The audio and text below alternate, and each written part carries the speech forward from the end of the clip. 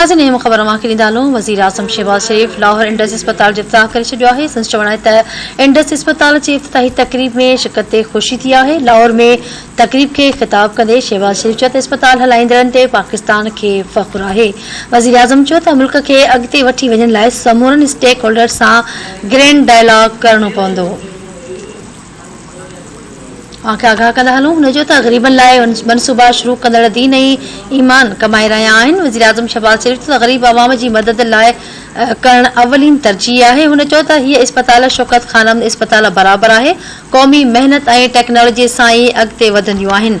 वज़ीर आज़म शहबाज शरीफ़ चयो त अवाम खे सिहत जूं सहूलियतूं फ़राहम करण अवलीन तरजीह आहे। हुन चयो त लाहौर इंडस अस्पताल 600 बिस्तरनि ते ॿधल आहे। संदसि चवण हो त अस्पताल में इलाज जूं सहूलियतूं मुफ़्त ॾिनियूं वेंदियूं।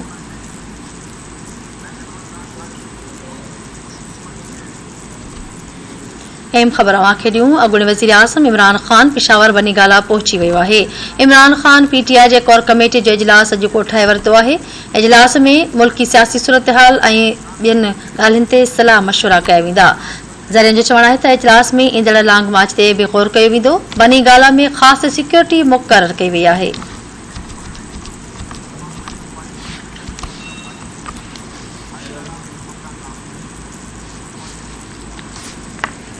आगाह कंदा हलूं अॻूणो वज़ीर आज़म इमरान ख़ान पिशावर खां बनीगाला पहुची वियो आहे। इमरान ख़ान पीटीआई जी कोर कमेटी जो इजलास अॼु कोठाए वरितो आहे। इजलास में मुल्की सियासी सूरतहाल ते ग़ौर ऐं सलाह मशवरा कया वेंदा। ज़रियनि जो चवणु आहे त इजलास में ईंदड़ लांग मार्च ते बि ग़ौर कयो वेंदो। बनीगाला में सिक्योरिटी जा इंतज़ाम इंतहाई सख़्त कया विया आहिनि।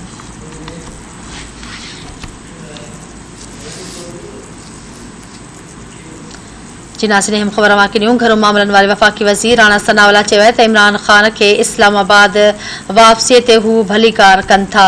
पंहिंजे जारी कयल ट्वीट में राणा सनावला जो चवणु हुयो त ज़मानत जो मुदो ख़त्म थियण ते इमरान ख़ान खे गिरफ़्तार कयो वेंदो। हुन चयो त इमरान ख़ान खे क़ानून मूजिबि सिक्योरिटी ॾिनी पई वञे। राणा सनावला चयो त इमरान ख़ान 2 दर्जन खां वधीक केसनि में घुर्बल आहे। संदसि वधीक चवणु हुयो त इमरान ख़िलाफ़ हंगामे ॾिफेड़ ऐं वफ़ाक़ ते हमले जा केस बि दाख़िल आहिनि।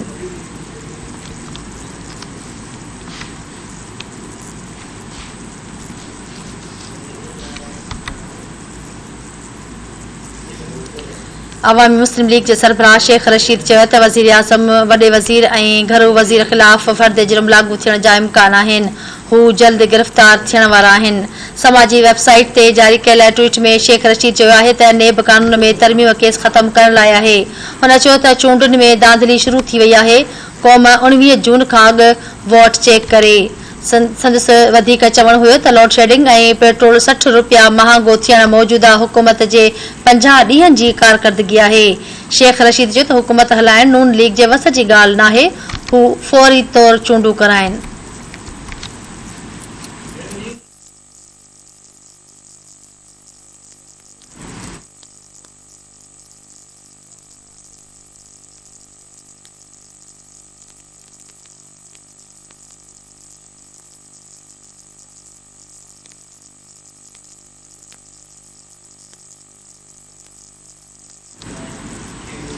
नाज़रीन खे अपडेट कंदा हलूं। कराची मां मुबैना तो निकिरी लाहौर पहुची पसंद जी शादी कंदड़ निकिरी दुआ ज़हरा खे पुलिस बाज़ियाब कराए वरितो आहे। कराची ऐं लाहौर जी पुलिस दुआ ज़हरा ऐं संदसि मुड़ुस खे चिश्तिया वारे इलाइक़े मां हथ करे हिफ़ाज़ती तहवील में वरितो वियो आहे। ॿिन्ही खे कानूनी घुर्जूं पूरियूं करण बाद कराची आंदो वेंदो। कराची खां लाहौर पहुचंदड़ दुआ ज़हरा पंहिंजे पसंद जी शादी कई हुई जंहिंखे पंजाब मां हथ कयो वियो आहे। सिंध पुलिस मूजिबि दुआ ज़हरा जे मुड़ुस खे बि हिरासत में वरितो वियो आहे। ॿिन्ही खे कानूनी घुर्जूं पूरियूं करण बाद कराची आंदो वेंदो। वाज़े रहे त सिंध पुलिस दुआ ज़हरा जी बाज़ियाबी लाइ घरू वज़ारत खां मदद तलब कई हुई। सिंध हाई कोर्ट दुआ ज़हरा खे 10 जून ते अदालत में पेश करण जो हुकुम ॾेई छॾियो। IG सिंध वफ़ाक़ी घरू वज़ारत खे दुआ ज़हरा जी बाज़ियाबी लाइ ख़त लिखी हिदायतूं जारी कयूं।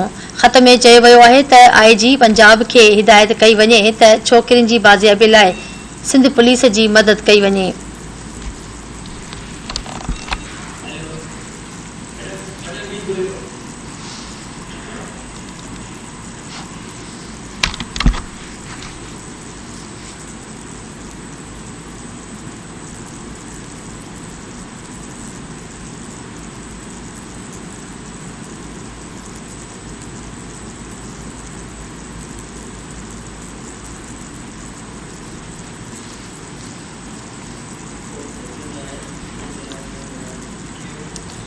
ख़बरी अपडेट जो सिलसिलो जारी है। ख़बर शामिल कंदा हलूं। IG सिंध चीनी ऐं परॾेही शहरनि जी सिक्योरिटी वधाइण जूं हिदायतूं जारी करे छॾियूं।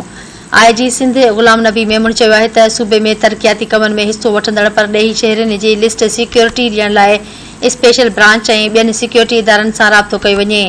सेंट्रल पुलिस ऑफिस में IG सिंध ग़ुलाम नबी मेमण जी सदारत हेठि चीनी ऐं ॿियनि परॾेही शहरनि जी सिक्योरिटी लाइ खयल क़दमनि जो जाइज़ो वरितो वियो। IG ग़ुलाम नबी मेमण हिदायत कंदे चयो आहे त CPEC प्रोजेक्ट ते कमु कंदड़ चीनी शहरनि जी ख़ासि लिस्ट तयारु करे खेनि संदनि सख़्त सिक्योरिटी फ़राहम कई वञे। इजलास में Karachi police Javed Alam Odho, additional IG CTD Imran Yaqoob Minhas, DIG headquarter, DIG security ऐं DIG स्पेशल ब्रांच समेत ॿियनि पुलिस ऑफिसरनि शिरकत कई।